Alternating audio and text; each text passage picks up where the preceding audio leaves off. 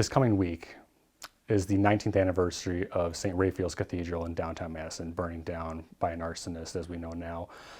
I wonder, and this is where I want to start, is asking you, why did it take so long now to name St. Bernard's and get St. Bernard's renovated as the new cathedral? Yeah, that's a very good question, Kyle. 19 years is a long time for a Catholic diocese not to have a cathedral. It's the mothership, the mother church of the diocese, the home for all the Catholics in our 11-county local church. I would say several reasons. One, I think Bishop Morlino, my predecessor, realized there were some other pressing needs regarding the life of Catholics here in the city and in the diocese. And one was certainly college-aged youth. So, as you probably know, St. Paul's Parish, which is the UW-Madison Catholic Campus Ministry, did a huge project to build a whole new center. And that's been a remarkable gift for us. So many young people, both Catholic and non-Catholic, and even people that professed atheism, have found a home at St. Paul's and indeed have found God there. So I think primacy on really helping our young people remain rooted in the faith or come to know the Lord in the faith was a priority for Bishop Morlino and for our people. Secondly, another major project was the raising of about $35 million for the endowment fund to perpetually finance the cost of educating young men to become priests. So those two priorities are that we need good, holy young priests to keep serving the church, and we need young people to be engaged in the mission of the church. We're seen as probably higher priorities and more needful at the time. And I would say those were right decisions. When we launched both our Go Make Disciples initiative, which is evangelization, how do we proclaim the gospel of the Lord to our contemporary culture, which often is quite skeptical of faith, and then coupling that with our Into the Deep strategic plan, which is restructuring our parishes and our institutions to better serve that mission. I just realized this is an opportune moment to really resolve the cathedral question. So I think for 19 years we haven't had a cathedral, but no one really wanted that to be an indefinite solution, which was really Yourself a included. non-solution. Yeah, and it's part of the reason I understand that St. Bernard's has been chosen was part of the Into the Deep strategic plan to try to be more resourceful as a diocese. Yeah, that's exactly right. So one option would have been to build a brand new cathedral from scratch downtown on our property there. If we were going to build a cathedral the way a cathedral should be, that probably would have been upwards of $90 to $100 million. So part of our Into the Deep initiative is really looking at our current property, our current resources, and asking how can we be more strategic in utilizing them for mission. So if that's our message and that's our pathway, it just made sense to take one of our current existent churches and kind of elevate it, repurpose it, rather than spending a whole lot more money to build a brand new cathedral from the basement up. I believe Bishop Morlino at the time said in 2005 that there was a great appreciation for St. Raphael's being in downtown Madison, and he said, there was a quote somewhere, he said, in all the deliberations, I will not lose sight of that. I wonder, has there been that appreciation lost in any of the way that we've gone forward now with naming St. Bernard's? Yeah, I would say we're always intent on remaining a presence in the city. So we have St. Patrick's Church, which is just a few blocks from the Capitol, and I certainly want to be more engaged in the public square regarding how we serve the needs of the poor, how are we present to legislators, that the church has a lot to say and a lot to contribute about the moral issues and the cultural issues that face us. So regardless of where the cathedral is, the church herself is not going anywhere. Our mission will always be within the human city and with the human family. Can you tell me how momentous was it to be naming now at this point a new cathedral?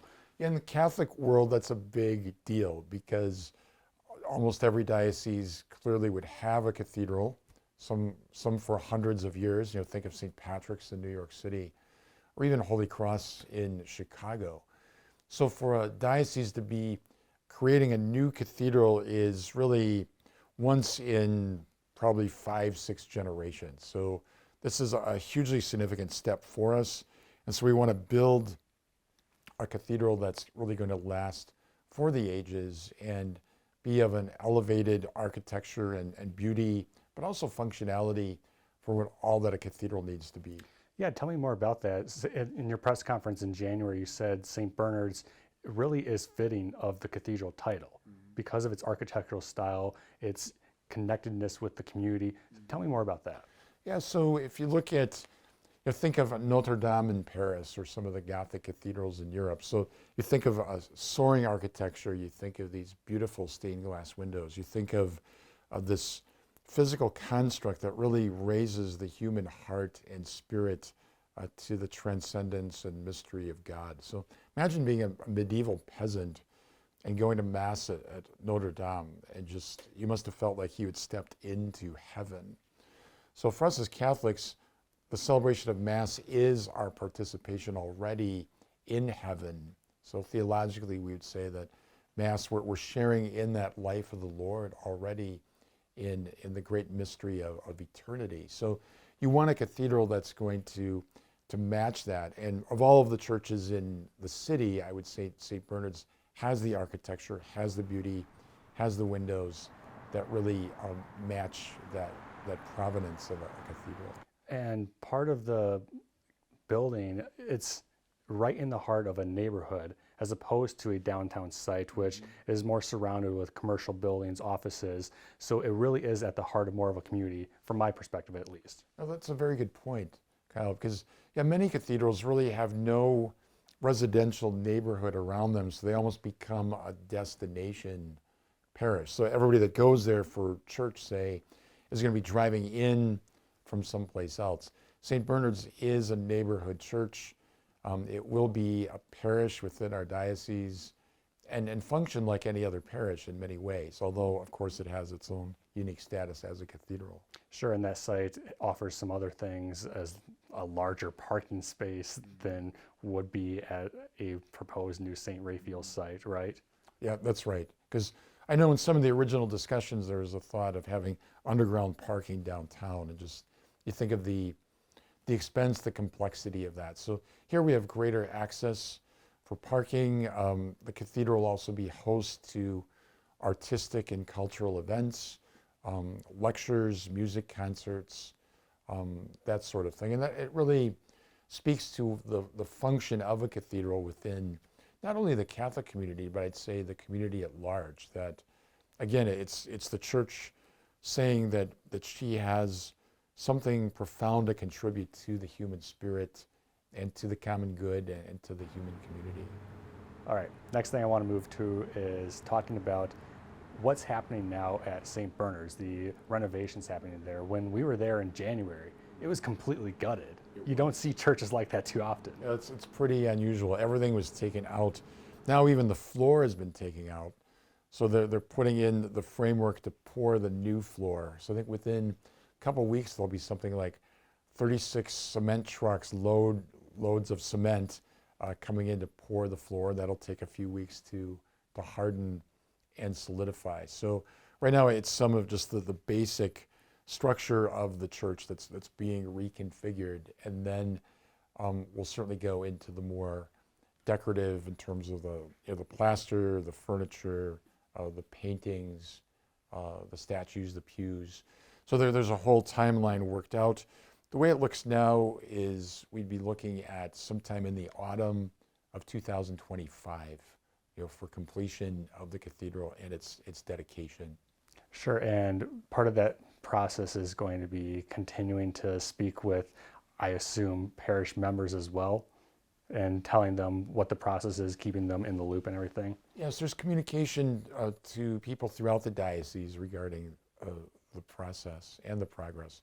So the parishioners at St. Bernard's are currently worshiping in the gym. Yeah, they're in the gym right now. Yes, they've set up the gym. It looks pretty good as a church for considering that It's it's working. a gym. Yeah, I had Christmas Mass there, actually, Christmas Eve, and it was very good. So, yeah, there's certainly probably more intensive communication to them, but then also to the whole diocese, because the cathedral is really the church for all of Yeah, us. and I guess what's that like for them? Because in Madison, we haven't had a new cathedral since the 1950s. To have this process where what's going to happen with them with scheduling times, how is that going to look for them?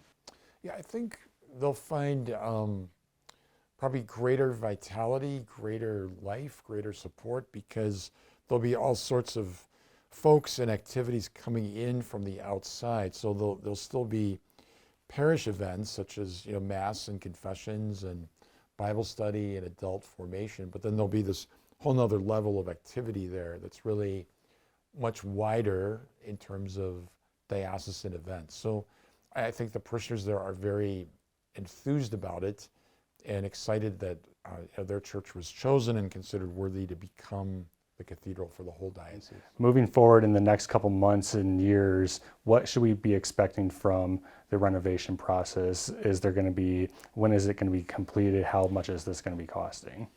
Yeah, so again, it should be completed in probably the fall of 2025 if all things go well.